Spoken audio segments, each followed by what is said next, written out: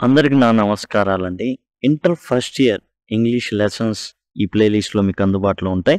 ఇప్పుడు మనం చెప్పుకోబోయేది ఇంటర్ ఫస్ట్ ఇయర్ ఇంగ్లీష్‌లోని as well as DSC syllabus టెట్‌కి సంబంధించిన syllabus school assistant and TGT వాళ్ళకి సంబంధించిన టెట్ సిలబస్‌లో కూడా ఉండడం అయితే జరిగింది.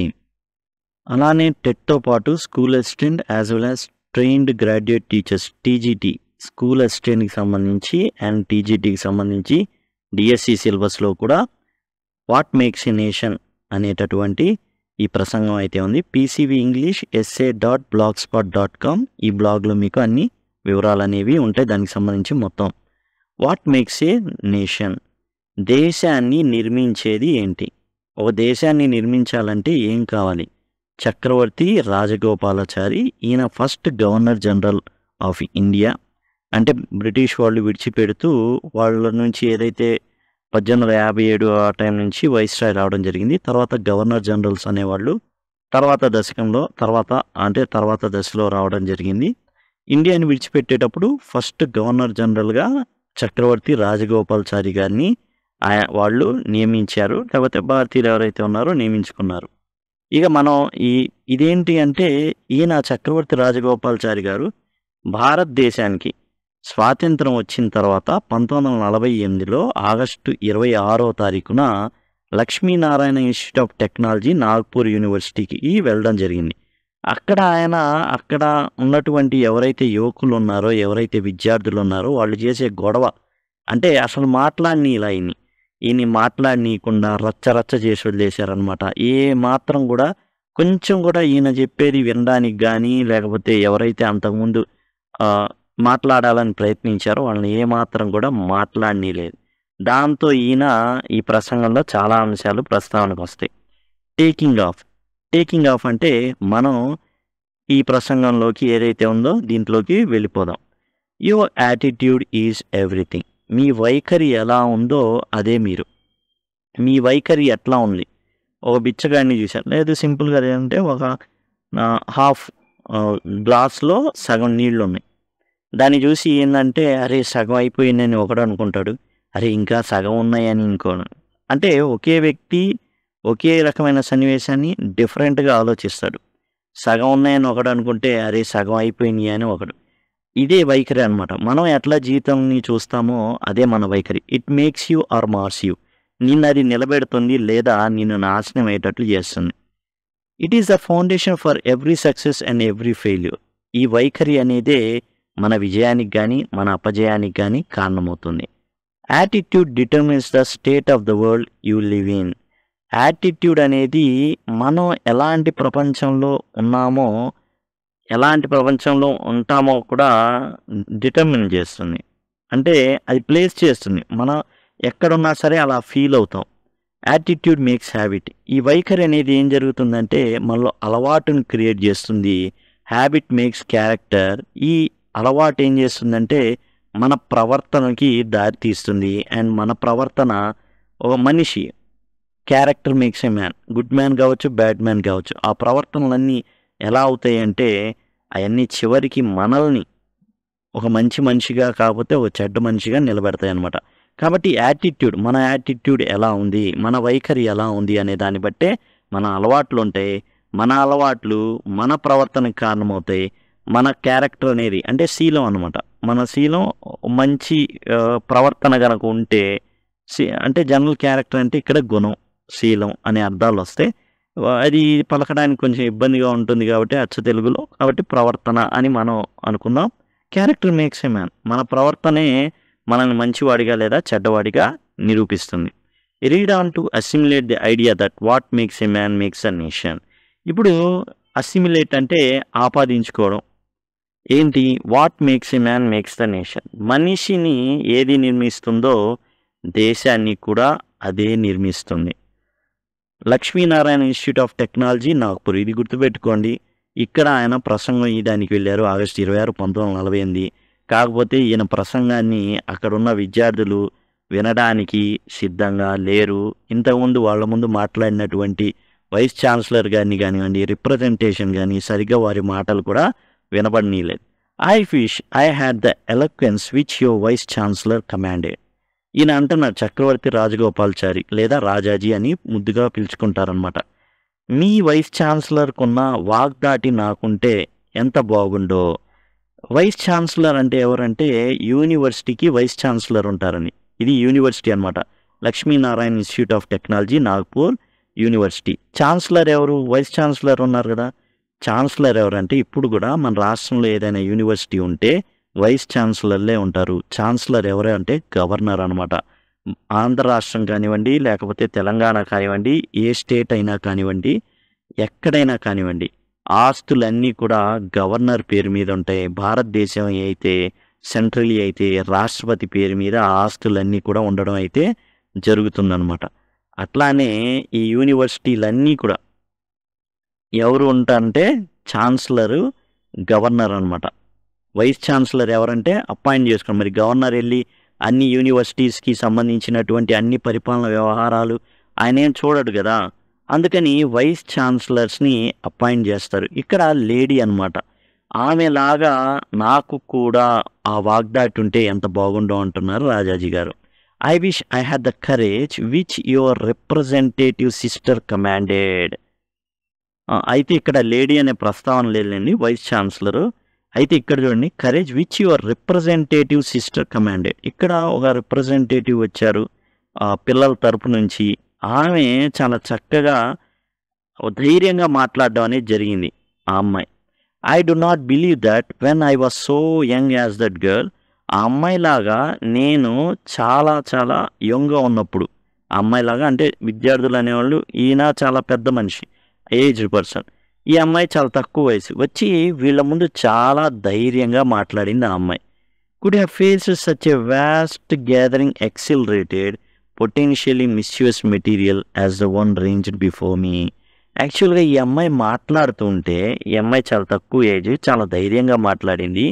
ఈ అమ్మాయి మాట్లాడుతుంటే అసలు వీళ్ళంతా కూడా చాలా ఉత్సాహంగా, చాలా హై పొటెన్షియల్తో కేకలు వేయడం, భయంకరంగా వీళ్ళు వేయడం, అట్లా మాట్లాడనీయకుండా, మాట్లాడేది వినపడకుండా చేస్తున్నారు.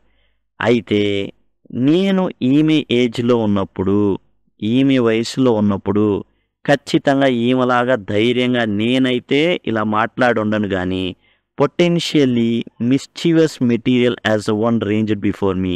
మీలాగే గొడవ చేశారు చూసారా, మీలాగే చేసి ఉండేవాడిని నేనైతే, మీలాగే అల్లరోడిని నేనైతే. I am amazed at the courage of your sister.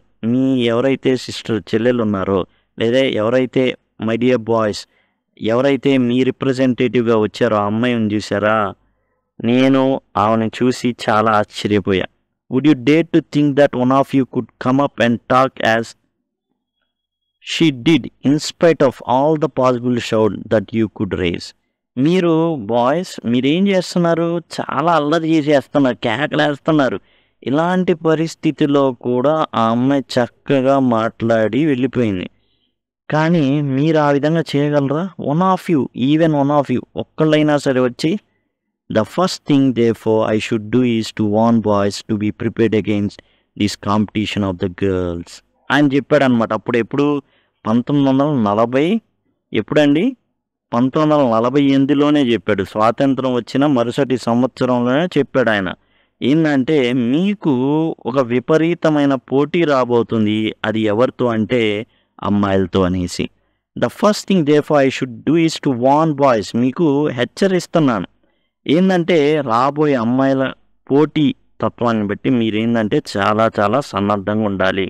అంటే వాళ్ళు మీతో పోటీ పడబోతున్నారు, మీ ఉద్యోగాలతో పోటీ పడబోతున్నారు, అండ్ మీరు చేసే ప్రతి పని కోసం వాళ్ళు పోటీ పడబోతున్నారు.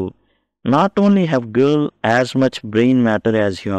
మీరు అనుకోవచ్చు అమ్మాయా అని తేలిగ్గా తీసుకోవచ్చు.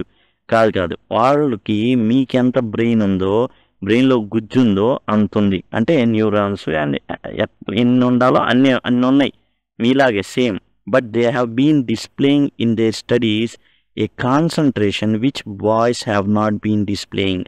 అయితే అమ్మాయిలకి అబ్బాయిలకి ఇక్కడ డిఫరెంట్ ఏమొస్తుంది అంటే, వాళ్ళు చదువు పట్ల ఏం చేస్తున్నారు? శ్రద్ధ చూపిస్తున్నారు, ఏకాగ్రత చూపిస్తున్నారు. అది అబ్బాయిల్లో లేదు. I'm not stating merely a theoretical proposition. ఏదో సిద్ధాంతాన్ని నేను ఇక్కడ ప్రతిపాదించట్ల. I have been watching results in various institutions and the curve of success is going in favor of the girls. Let me tell you. అయితే ఆయన ఏం చెప్తున్నాడంటే చాలా విద్యా సంస్థల్లో ఈయన గవర్నర్ జనరల్గా ఉన్నారు. మరి చాలా విద్యా సంస్థల్లో డేటాను చూస్తే అమ్మాయిలు ఎక్కువ శాతం విజయాన్ని సాధిస్తున్నారు. Mother India wants hard working good boys and good girls. అయితే భూభారతి లేదా తల్లి భారత అంటారా భరతమాత అంటారు కదా, మదర్ ఇండియా భరతమాత ఎవరిని కోరుకుంటుంది? కష్టపడి పనిచేసేటటువంటి మంచి అబ్బాయిల్ని మంచి అమ్మాయిల్ని కోరుకుంటుంది. Character being gold out of which everything else is made. వాళ్ళ యొక్క ప్రవర్తన ఎలా ఉంటుంది? బంగారం. ఆ అమ్మాయికైనా బంగారం, ఆ అబ్బాయికి ఏంటండి బంగారం. అట్లా ఉండాలి. అలాంటి క్యారెక్టర్ ఉన్న వాళ్ళని భరతమాత కోరుకుంటుంది. If you have no character, మనలో గనక సరైన ప్రవర్తన గనక లేకపోతే, ఐ టెల్ యూ, నేను చెప్తున్నాను, this freedom that we are acclaiming would be burnt up like a waste paper. ఇప్పుడు మనకు స్వాతంత్రం వచ్చింది. మన ప్రవర్తన కానీ సరిగా లేకపోతే మనకు వచ్చినటువంటి స్వేచ్ఛ అనేది ఏమవుతుంది అంటే ఫ్రీడమ్ దట్ వీఆర్ ఎక్లైమింగ్. ఇప్పుడు మనం సాధించుకున్నాం, స్వాతంత్రం సాధించుకున్నాం, అందరికీ స్వేచ్ఛా స్వాతంత్రాలు ఉన్నాయి. ఇవన్నీగా చిత్తు కాగితాల్లాగా ఏమవుతాయంటే కాలిపోతాయి. జాగ్రత్తగా గనక మనం వీటిని కాపాడుకోకపోతే, ప్రవర్తన అనేది మనం కాచుకోకపోతే, అంటే మన ప్రవర్తన పట్ల మనం చాలా జాగ్రత్తగా ఉండాలి. మనం ఏమాత్రం అజాగ్రత్తగా ఉన్నా కానీ మన పరిస్థితి ఏమవుతుంది అంటే మనకొచ్చినటువంటి స్వేచ్ఛా స్వాతంత్రాలు బూడిదలో పోసినటువంటి పన్నీరు, చిత్తు కాగితాల్లాగా కాల్చబడతాయి. It is only if you have character that freedom will produce happiness for millions of our country. చూడండి, ఇప్పుడు మనకి సరైన ప్రవర్తన ఉంటేనే మనకు వచ్చినటువంటి స్వేచ్ఛ అనేది ఆనందాన్ని జనింపజేయగలదు. ఎవరికి? ఫర్ మిలియన్స్ ఆఫ్ కంట్రీ, కోట్లలో ఉన్నటువంటి మన జనాభాకి. Character is not merely a copy book ideal. ప్రవర్తన, మన శీలం అంటే ఏంటంటే ఇదేదో పుస్తకంలో ఉన్నటువంటి రాయబడినటువంటి ఏదో ఒక సిద్ధాంతం కాదు, ఒక ఆదర్శం కాదు. పుస్తకంలో ఐడియల్ అంటే ఆదర్శం, ఒక కాపీ బుక్లో రాసినటువంటి ఆదర్శం కాదు. It is a wisest national policy. చాలా తెలివిగా రాయబడేటటువంటి జాతీయ విధానం ఇది. ఏది? ప్రజలంతా కూడా సౌశీల్యం అంటే మంచి ప్రవర్తన అనేది కలిగి ఉండడం. That can be conceived by any statesmen. ఏ రాజనీతిజ్ఞైనా, ఎవరైనా కానీ, చట్టాలు రాసే వ్యక్తి ఎవరైనా కానీ కోరుకునేది ఏంటంటే నీతి, యథార్థత, కష్టపడే పని చేసేటటువంటి ప్రజల్ని దృష్టిలో ఉంచుకొని ఏదైనా చేయాలనుకుంటారు. It is only if you have character that all things will work. మనలో సరైనటువంటి క్యారెక్టర్ అంటున్నాడు. ప్రవర్తన ఏంటి? ప్రవర్తన అంటే హార్డ్ వర్కింగ్, కష్టపడి పనిచేయడం, నిజాయితీగా ఉండడం. అప్పుడు మాత్రమే అన్నీ పనిచేస్తాయి. అదర్వైజ్ లేకపోతే not only freedom, education and the university but the whole constitution will be mere waste paper. లేకపోతే మన స్వేచ్ఛే కాదు, మన చదువు కానివ్వండి, యూనివర్సిటీలు కానీ, అసలు రాజ్యాంగం కానీ అంతా కూడా చిత్తు కాగితాలే. మన స్వేచ్ఛ మరి ఏదైనా మన క్యారెక్టర్ ఉండాలి. మన క్యారెక్టర్ కనుక లేకపోతే మన స్వేచ్ఛ కావచ్చు, మన చదువు కావచ్చు, మనం చదువుకుంటున్న యూనివర్సిటీసు అండ్ మనం ఏర్పాటు చేసుకున్న కాన్స్టిట్యూషన్ అన్నీ కూడా చిత్తు కాగితాలతో సమానమే. Hence the emphasis on character that has to be found by the best type. ఇక్కడ ఏంటంటే గుణం మీద ఎక్కువగా ఎంఫసిస్ చేయాల్సి ఉంటుంది అనేసి చెప్పడం జరుగుతుంది రాజాజీ గారు. అంటే గుణం అనేది ముఖ్యం, దాన్ని బేస్ చేసుకొని భారతదేశ నిర్మాణం జరుగుతుంది. Best type. I welcome the growing number of girls in schools and colleges because it means that schools and colleges are carried bodily into families. ఇక్కడ ఏం జరుగుతుందంటే ఒకప్పుడు స్కూల్స్లో చేరేటటువంటి అమ్మాయిలు ఉండేవాళ్లే కాదు, వాళ్ళు ఏదో ఒక పనికి కేటాయించబడేవాళ్ళు ఇంట్లో పనులు చేయడానికి వాటికి వీటికి. కానీ ఇప్పుడు స్కూల్స్లో అమ్మాయిలు పెరుగుతున్నారు, సంఖ్య పెరుగుతుంది. అట్లానే కాలేజీలకు వెళ్ళే అమ్మాయిల సంఖ్య కూడా పెరుగుతుంది. అలాంటి ఏం జరుగుతుంది? Schools and colleges are carried bodily into families. ఇక్కడ ఏం జరుగుతుంది అంటే ఒక అమ్మాయి చదువుకుంటుంది అంటే ఆ కుటుంబంలోకి స్కూల్స్, కాలేజెస్ కూడా ఆ కుటుంబంలోకి వెళ్తున్నాయనేసి. అంటే ఏదైతే తాను నేర్చుకుందో తన కుటుంబానికి నేర్చుకుంటుంది. అలానే ఏదైతే కాలేజీలో తాను నేర్చుకుంటుందో అది కుటుంబంలోకి తీసుకెళ్ళగలుగుతుంది. We will not need to multiply universities if only mothers are all university products. మనం గనక ఒకసారి ఈ అమ్మాయిలకి గనక యూనివర్సిటీ విద్యను గనక అందించగలిగితే, విశ్వవిద్యాలయ విద్యను గనక అందించగలిగితే, ఇక మనకేంటంటే యూనివర్సిటీస్ని పెంచుకోవాల్సిన అవసరం లేదు. ఇంకా కొత్తవి కట్టాలి, జనాభా పెరుగుతుంది కాబట్టి ఇంకా ఎక్కువ ఇంకా ఎక్కువ ఇంకా ఎక్కువ అవసరంలా. ఎందుకంటే ఆ స్త్రీ ఎవరైతే ఆ అమ్మాయి ఉందో ఏం చేస్తుంది, తన ఏదైతే విశ్వవిద్యాలయ విద్యని తన కుటుంబంలోకి, తన ఫ్యామిలీలోని పిల్లలకి అందించగలుగుతుంది. దాంతో విశ్వవిద్యాలయ పాత్ర అనేది మళ్ళీ ఎక్కువ ఎక్కువ ఎక్కువ కట్టుకోవాల్సిన అవసరం అయితే ఉండదు. Then every home will in itself be a university. ప్రతి కుటుంబం కూడా ఒక విశ్వవిద్యాలయం అవుతుంది. ప్రతి కుటుంబం, ప్రతి ఇల్లు కూడా ఏమవుతుందంటే ఒక విశ్వవిద్యాలయం లాగా మారిపోతుంది. All boys and girls that have to be looked after will be looked after from the earliest stages in the home by a worthy principal, namely the mother of the family. కాబట్టి ఎవరైతే తల్లి ఉందో ఆ తల్లి ఏం చేస్తుంది అంటే చిన్నప్పటి నుంచే ఏం చేస్తుంది, చాలా జాగ్రత్తగా కుటుంబాన్ని పెంచి కుటుంబంలో ఉన్న సభ్యులు ఎవరైతే ఫ్యూచర్ జనరేషన్స్ ఉంటారో, అబ్బాయిలు కానివ్వండి అమ్మాయిలు కానివ్వండి, చాలా ఎర్లీ స్టేజెస్ నుంచే వాళ్ళు ఒక క్రమశిక్షణకి లోబడి, వర్తీ ప్రిన్సిపల్ ఎవరు అంటే మదర్. జనరల్గా ఈ క్వశ్చన్ అడగచ్చు అనమాట, who is the worthy principal అంటే mother is the worthy principal of the family. Do you then doubt the evaluation I make that every girl graduate is worth 5 boy graduates taking the average of a family to be 5? యాక్చువల్గా ఇక్కడ ఏమంటున్నా అంటే ఒక అమ్మాయిని కనుక graduate చేస్తే, graduate అంటే degree అండి, ఫస్ట్ ఇయర్ అయితే అండర్ గ్రాడ్యుయేట్ అంటారు, and second year third year complete అయితే గ్రాడ్యుయేషన్ కంప్లీట్ అయినట్టు. పీజీ చేస్తే పోస్ట్ గ్రాడ్యుయేట్ అనమాట. అది అంటే గ్రాడ్యుయేట్ తర్వాత అనేసి. డిగ్రీ కంప్లీట్ అయితే, సో ఎవ్రీ డిగ్రీ కంప్లీట్ చేసిన ప్రతి అమ్మాయి కూడా 5 అబ్బాయిలతో సమానం అంట. ఎట్లా ఫ్యామిలీ పరంగా చూసుకుంటే. ఎందుకంటే జనరల్గా ఈయన ఏంటంటే ఆలోచించింది, అబ్బాయి ఏదైనా నేర్చుకుంటే బయటికి వెళ్ళి పని చేయాలి, కానీ అమ్మాయి ఏంటంటే తాను తల్లిగా తన బాధ్యతను నెరవేర్చుకుంటూ హోమ్ మేకర్గా ఉంటుంది కాబట్టి తన పిల్లల్ని ఏం చేస్తుంది, తన పిల్లలనే కాదు చుట్టూ ఉన్న ఇంకో 4-5 కూడా హక్కును చేర్చుకొని విద్యను అందిస్తుంది. కాబట్టి వర్త్ 5 అనేసి చెప్పడం, average of a family to be 5 అంటే యాక్చువల్గా ఏంటంటే ఇక్కడ ఏమని చెప్తున్నారంటే కుటుంబంలో 5. అప్పట్లో జనాభా చాలా ఎక్కువగా ఉండేది కాబట్టి యావరేజ్గా తీసుకొని ఒక అమ్మాయి, ఒక 5 అబ్బాయిలు గ్రాడ్యుయేట్ చేసే, ఒక డిగ్రీ చేసిన అమ్మాయి ఈక్వల్ టు 5 అబ్బాయిలతో సమానం డిగ్రీ చేసిన వాళ్ళకి అని చెప్పడం జరుగుతుంది. It is only in our country that 10 lakhs of people can congregate in a small area around a temple. యాక్చువల్గా మన దేశంలోనే 10 లక్షల మంది జనాభా గుమిగూడతారనమాట. ఏది, ఒక టెంపుల్ ఉత్సవాలు కానివ్వండి, పుష్కరాలు అనుకోండి, ఎంతమంది గుమిగూడతారు, లక్షల్లో వెళ్తారు. And finish A festival without accident.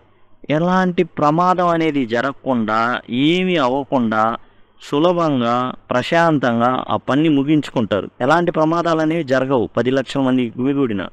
In other places gathering such as this will be possible only with organizations for preservation of order.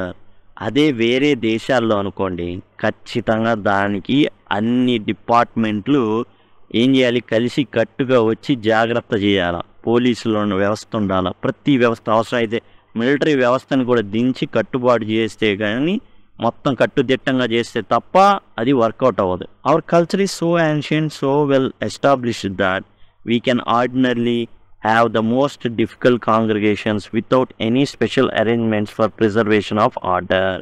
ఈ విధంగా శాంతి భద్రతల సమస్య అనేది ఏమాత్రం రాకుండా ఏంటంటే 10 లక్షల మంది గుమిగూడినా కానీ ఎలాంటి ఇబ్బంది అనేది భారతదేశంలో జరగదు.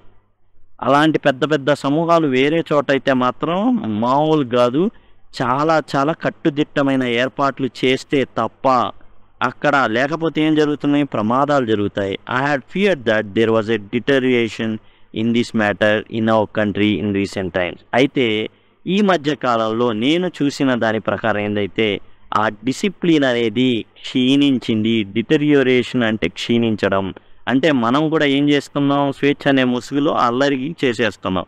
When I saw so vast crowd in this place, ఇక్కడ కూడా గుమిగూడారు. I was a little doubtful whether you would maintain sufficient silence and discipline to let me complete my task of thanking you for all this affection you have bestowed upon me. యాక్చువల్గా ఇదంతా ఎందుకు చెప్తున్నా అంటే, ఒకప్పుడు స్వాతంత్ర సంగ్రామం ఏదైతే జరుగుతుందో, ఎప్పుడైతే ఇండిపెండెన్స్ కోసం ఎప్పుడైతే పోరాడుతున్నారో, ఆ టైంలో గుంపులుగా లక్షల మంది కూడినప్పుడు కూడా ఎలాంటి గొడవ ఉండేది కాదు. ఎలాంటి వ్యవస్థ లేకపోయినా కానీ చక్కగా వాళ్ళు చెప్పుకుని వెళ్ళిపోయేవాళ్ళు. ఎలాంటి గొడవ ఉండేది. కానీ ఈ రోజున స్వాతంత్రం వచ్చింది, యూనివర్సిటీలో ఒక చిన్న సమావేశం జరుగుతుంది. అక్కడ ఉన్నటువంటి విద్యార్థులు ఎంత గొడవ చేస్తున్నారు అంటే, కనీసం వక్తలకి మాట్లాడేటటువంటి స్వేచ్ఛ ఇవ్వట్ల. దాంతో ఈయన ఏం చేశాడంటే అది తీసుకొచ్చేసాడు లోపలికి. మీరు ఇట్లా చేసేస్తున్నారు, ఇంత గొడవ చేసేస్తున్నారు, అసలు మీకు కనీసం థ్యాంక్స్ చెప్పాలి. I was little doubtful whether you would maintain sufficient silence. I was little doubtful. ఇప్పుడున్న కొంచెం సైలెన్స్ కూడా మీరు మెయింటైన్ చేస్తారో లేదో కూడా నాకు డౌటే లేదు. Little doubtful whether you would maintain sufficient silence and discipline to let me complete my task of thanking you for all this affection you have bestowed upon me. అంటే చెప్తున్నాడు అనమాట. రాజాజీ గారికి అసలు నమ్మకం లేదు వీళ్ళ మీద. ఖచ్చితంగా వీళ్ళు మళ్ళీ గొడవ స్టార్ట్ చేస్తారు. ఉన్న కొంచెం ఏదో సైలెంట్ ఉన్నట్టున్నారు, ఇంకా ఎక్కువ అయిపోతుంది ఇది. కనీసం నేను మీరు చూపించిన ప్రేమ ఆదరణకి నేను మీకు ధన్యవాదాలు చెప్పాలనుకుంటున్నాను అనే వాక్యం చెప్పుకోవడానికి కూడా ఈయనకి అవకాశం ఇవ్వకపోవచ్చు అని చక్రవర్తిల రాజగోపాల్చారి గారు భావించారనమాట. We are in very serious times. మీరు అనుకుంటున్నారు చాలా జోవియల్గా ఉంటున్నారు, ఉత్సాహం కేకలేసేసుకుంటున్నారు, బికాజ్ వీఆర్ ఫ్రీ. మీరేమనుకున్నారంటే మేము స్వేచ్ఛ సాధించాము అండ్ అసలు మాకు ఇంకా అన్నీ వచ్చేసి రెక్కలు వచ్చేసి ఎగురుతున్నాం. కాదు, మనం చాలా సీరియస్ టైమ్స్లో ఉన్నాం, చాలా కఠినమైన సమయంలో ఉన్నాం. If you had not got freedom the task would have been less serious. యాక్చువల్గా మనకి స్వాతంత్రం రాకపోయి ఉంటే ఇప్పుడు మనం ఈ విధంగా చేసిన పెద్ద విషయం ఏం కాదు. Less serious, the task would have been less serious. మన దగ్గర ఉన్న కర్తవ్యం ఏది, ఆ పని ఏది చాలా సున్నితంగా చేయగలిగేది. ఎట్లా, in the old days hour task was only to fight to rest freedom. యాక్చువల్గా మన పని ఏంటి, గతంలో 1947కు ముందు మన స్వాతంత్రాన్ని లాక్కోవడం, రెస్ట్ ఫ్రీడమ్ ఫైట్ చేసి లాక్కోవడం, enthuse one another and carry on the work. ఒకరినొకరు ఉత్సాహం కలిగించుకొని వాళ్ళు ఏం చేయాలి, అరే మనకు స్వాతంత్రం కావాలి, పోరాడాలని ఒకరినొకరు ఉత్సహించుకొని ఏం చేసేవాళ్ళం, ఉత్సాహం చూపించుకొని ముందుకు వెళ్ళేవాళ్ళం. క్యారీ ఆన్ ద వర్క్, మన పని మనం చేసుకునేవాళ్ళం. That was easy as we know. అది చాలా సులభం. ఏం చేయకపోయినా మనం చెయ్యాలి, దీన్ని హర్తాలు చేయాలి, లేకపోతే ఇట్లా చేస్తున్నారు కాబట్టి ఒక సమ్మె చేయాలి, అది చాలా ఈజీ.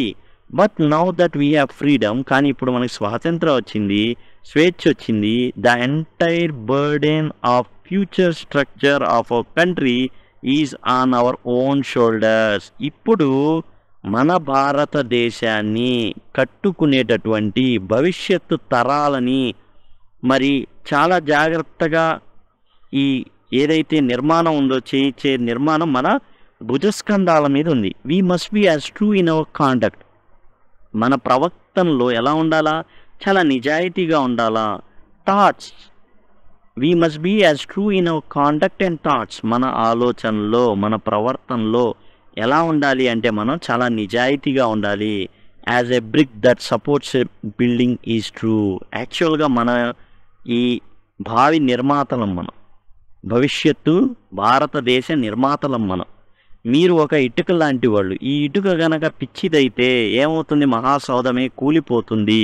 కాబట్టి మీరు నిజాయితీ కలిగి ఉండాలి, ఎందుకంటే మీరు ఇటుకల లాంటి వాళ్ళు. We can deceive one another but can we deceive dynamics.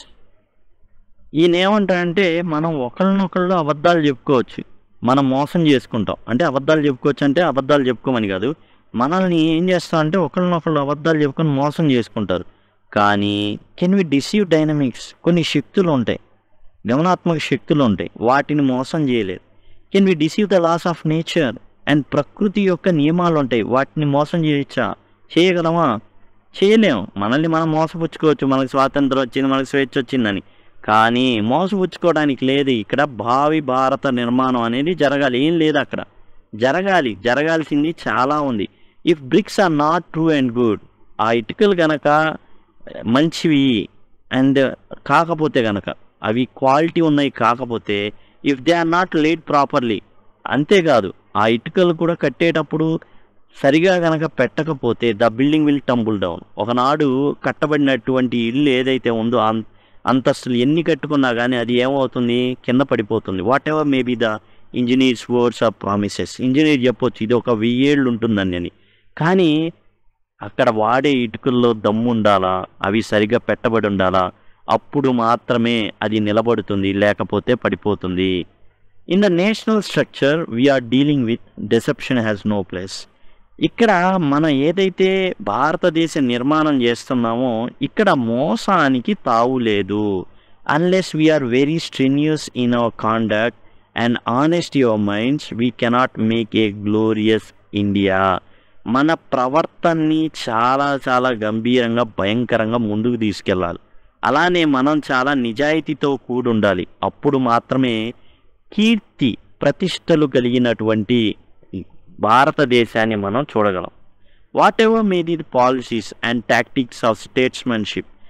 ఈ రాజకీయ నాయకులు కూర్చొని చాలా పాలసీస్ విధానాలు వాళ్ళు రచించవచ్చు, అలానే వ్యూహాలు రచించవచ్చు. Whatever may be the science of politics and application of politics, whatever may be the organisation of government, ultimately చివరికి ఏం చేస్తామంటే సైన్స్ ఆఫ్ పాలిటిక్స్ ఎలా నడపాలి ఇవన్నీ, అలానే ఆ పాలిటిక్స్ని రకరకాలుగా అప్లై చేయడం.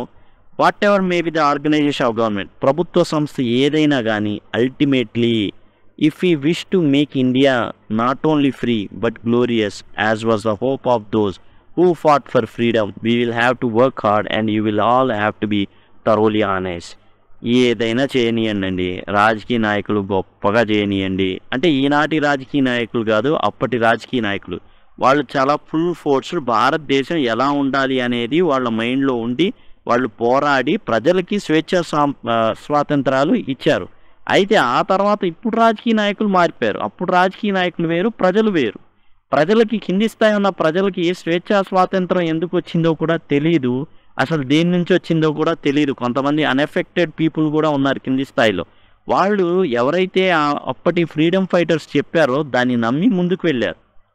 కాబట్టి ఇప్పుడు ఏం చెప్తున్నాడంటే ఏ రాజకీయ నాయకుడైనా లేదా ఏ శాఖ అయినా ఏదైనా కానీ ఒక అద్భుతం చేయాలి అనుకున్నా కింది స్థాయిలో పనిచేసేటటువంటి ప్రజలు, నిజాయితీ కలిగిన ప్రజలు గనక లేకపోతే ఏం జరుగుతుంది, అది సక్సెస్ కాదు. మేక్ ఇండియా ఫ్రీ, భారతదేశం స్వేచ్ఛ కావాలి అండ్ గొప్ప ప్రభావవంతమైన దేశం కావాలి అంటే, కీర్తి ప్రతిష్టలు కలిగింది కావాలంటే ఎవరు హోప్ ఇది? ఎవరైతే ఫ్రీడమ్ ఫైటర్స్ ఉన్నారో వాళ్ళు చాలా చాలా భవిష్యత్తులో ఇలా ఉండాలి నా దేశం అని కలలు కన్నారు. వాళ్ళ ఆశ అది. వాళ్ళ ఆశ ఏంటి? భారతదేశం స్వాతంత్రాలు కలిగి ఉండాలి. అలానే బయట చాలా కీర్తి ప్రతిష్టలు కలిగిన దేశం, గౌరవం కలిగిన దేశం ఉండాలనేది వాళ్ళ ఆలోచన.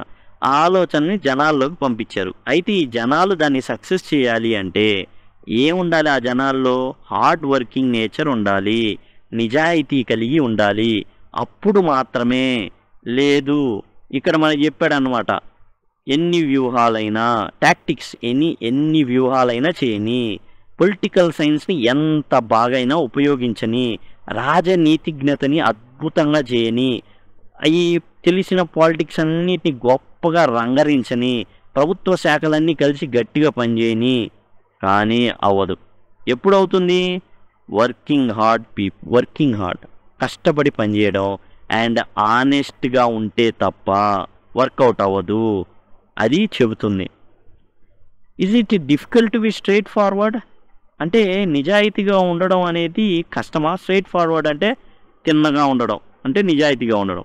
If anybody has any doubts about it, ఎవరికైనా కనుక సందేహం ఉంటే నిజాయితీగా ఉండడం అనేది కష్టం అంటే, all the work we work for would be vanity. ఇప్పుడు దాకా మనం చేసిందంతా కూడా బూడిదలు పోసిన పన్నీరే. నిజాయితీగా ఉండాలి అనేదే కదా యాక్చువల్గా మనం. ఉంటేనే దేశ నిర్మాణం జరుగుతుంది. ఇప్పుడు దాకా నిజాయితీగా లేని వాళ్ళు, ఎవరైతే వాళ్ళ స్వార్థం కోసం వాడుకున్న వాళ్ళు ఉన్నారు, వాళ్ళని తరిమేసి స్వార్థరహితమైన ప్రజలు వాళ్ళ యొక్క సుఖ సంతోషాల కోసం స్వేచ్ఛా స్వాతంత్రాలని తెచ్చుకున్నారు. అలా కాకుండా స్ట్రెయిట్ ఫార్వర్డ్ అనేది డిఫికల్ట్ అనుకున్నారు. నిజాయితీగా ఉండడం అనేది చాలా కష్టం అనుకున్నారంటే అనవసరం కదా ఇదంతా. మనంతా కూడా దేనికి బూడిదలు పోసే పన్నీరు ఎప్పుడు చేసిందంత కష్టం.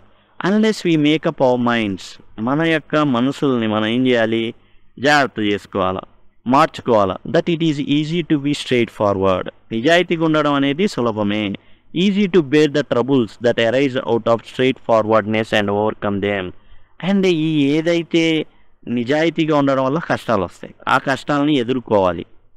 The glory that our country deserves cannot be built. కాబట్టి గౌరవప్రదమైన ఏదైతే మనం భారతదేశం అని కోరుకుంటున్నామో అది కట్టబడాలి అంటే నిజాయితీగా ఉండాలి, కష్టపడి పని చేయాలి. సింపుల్ ఒక ఉదాహరణ చెప్తానండి. ఓ దేశంలో ఏం చేశారంటే సామ్యవాదం అనేది పెట్టారు. వాళ్ళు సామ్యవాదం అంటే ఎవరికి ఏది ఏ పని చేసినా ఎంత పని చేసినా ఒకేలాంటి జీతం వస్తుంది, ఎవరికి ఆస్తులు ఉండవు, ఏముండవు. ఇప్పుడు వేరే దేశానికి యాపిల్ పండ్లు ఎగుమతి చేయాలండి. వాళ్ళు ఏం చేసేవాళ్ళు అంటే ఎట్లా పడితే అట్లా పెట్టేసి పంపించేవాళ్ళు. ఈ యాపిల్ పండ్లన్నీ మురిగిపోయాయి అక్కడికి వెళ్ళేసరికి. అంటే వాళ్ళు కష్టపడి పని చేయడం, సరిగ్గా బాధ్యతాయుతంగా పనిచేయడం. ఏం చేసేవాళ్ళు, ఈ యాపిళ్ళ మధ్యలో పండిన యాపిళ్ళు కూడా వేసేసేవాళ్ళు. బద్ధకం వేసేది వాటిని ఏరాలంటే. అందుకని వాటన్నిటిని కూడా ఏం చేసేవాళ్ళు, అట్లా పోసేసి పంపించేసేవాళ్ళు. అన్నీ మురిగిపోయాయి, నష్టం కలిగేది. అక్కడ ఏముండాలి, నిజాయితీగా కలిగిన పని వాళ్ళు ఉంటే ఆ దేశం నిలబడేది. The glory that our country deserves cannot be built. నిజాయితీగా కనుక ఉండకపోతే మనం మన దేశాన్ని మనం నిర్మించుకోలేం. We are not a small state like some of the states in Europe or anywhere in the world. ప్రపంచంలో చాలా చాలా బుల్లి దేశాలు ఉన్నాయి. వాటికన్ లాంటివి ఉన్నాయి యూరోప్లో. చాలా చిన్న దేశాలు అవి. గ్రీసు, ఇవన్నీ చాలా చిన్న దేశాలు. సెర్బియా, ఇవన్నీ కూడా. We are not a new state with no tradition or culture to look up to. మనకంటూ ఈ కొత్త దేశం ఏం కాదు, ఎప్పటి నుంచో ఉన్నదే. కాకపోతే బ్రిటిష్ వాళ్ళని తరిమాం అంతే.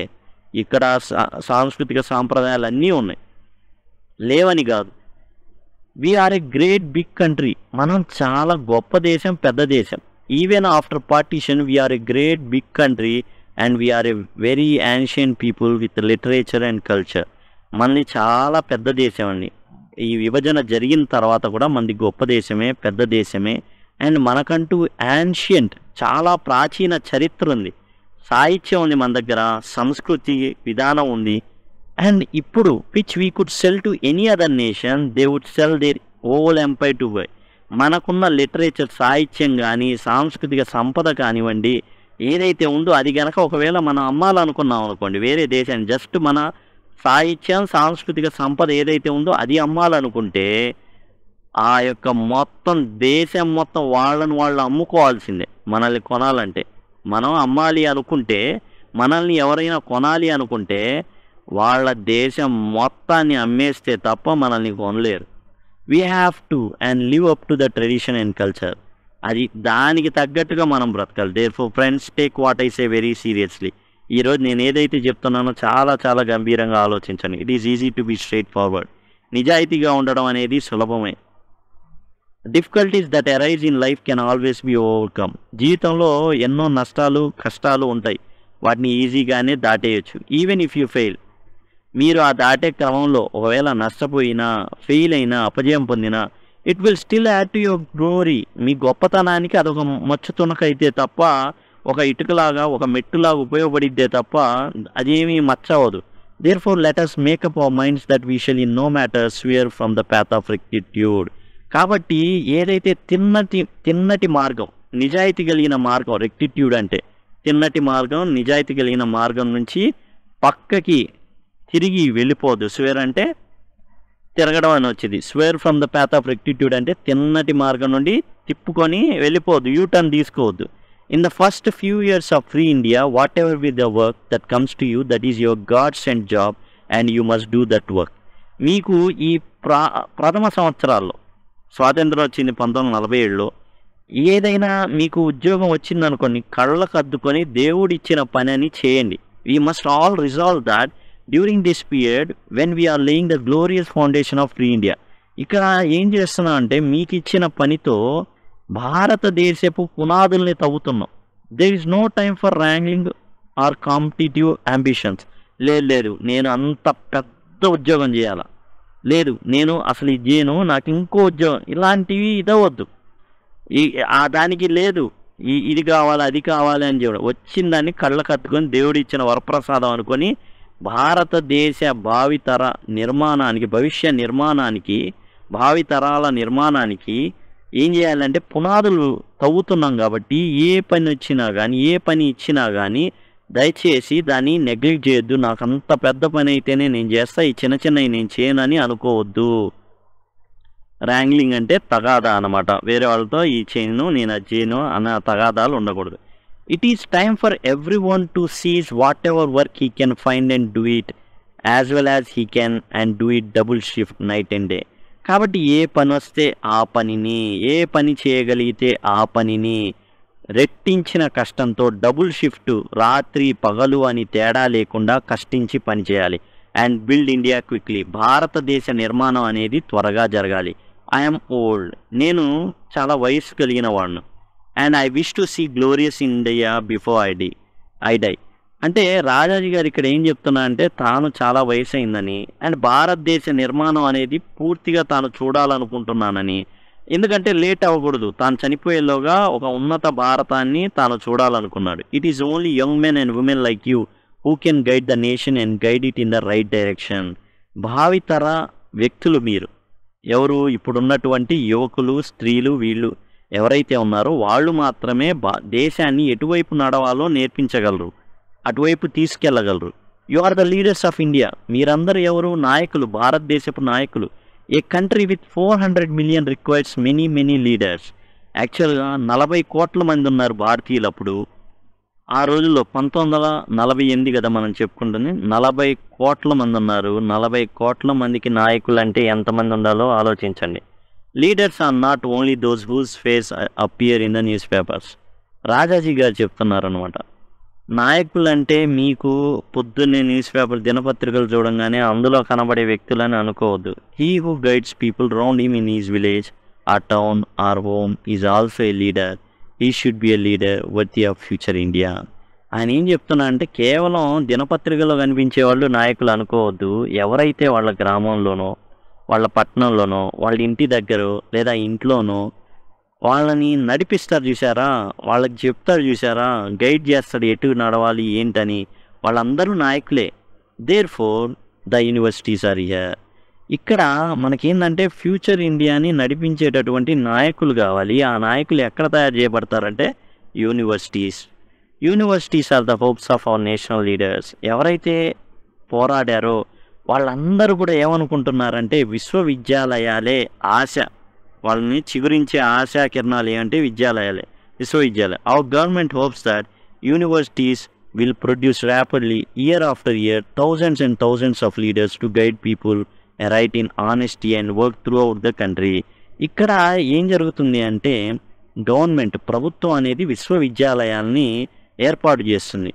సంవత్సరం తర్వాత సంవత్సరం వేల కొద్ది లీడర్స్, నాయకుల్ని, ఇక్కడ ఏంటంటే వేల కొద్ది నాయకుల్ని తయారు చేస్తుంది ఈ విశ్వవిద్యాలయాలు. ఎలా తయారు చేస్తుంది ఈ లీడర్స్ని అంటే ఆనెస్టీలో, నిజాయితీగా ఉండడం, అట్లానే హార్డ్ వర్క్ చేయడం.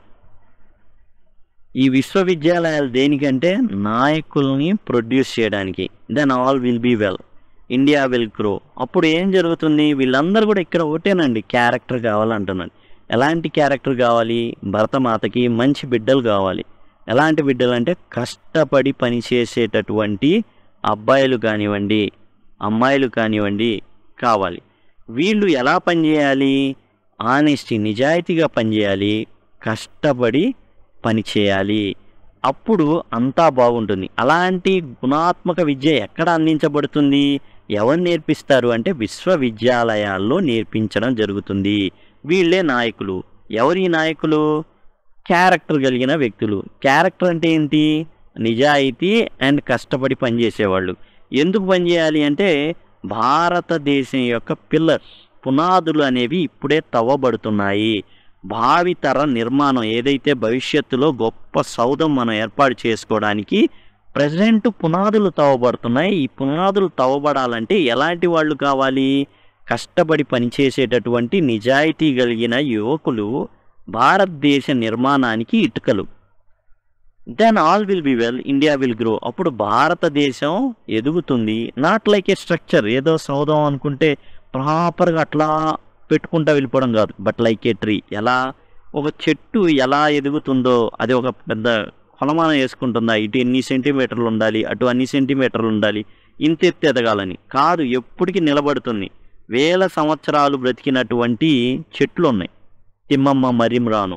India will grow like a natural organic body if only you are true to your self. చెట్టులాగా ఎదుగుతుంది. మీకు మీరు గనక కనీసం మీ మనస్సాక్షికి మీరు గనక నిజాయితీగా ఉన్నట్లయితే భారతదేశం ఏ విధంగా అయితే ఒక చెట్టు ఎదుగుతుందో, పచ్చగా ఉంటుందో, నలుగురికి ఏం చేస్తుంది, నీడనిస్తుందో, ఆ విధంగా భారతదేశం ఎదుగుతుంది.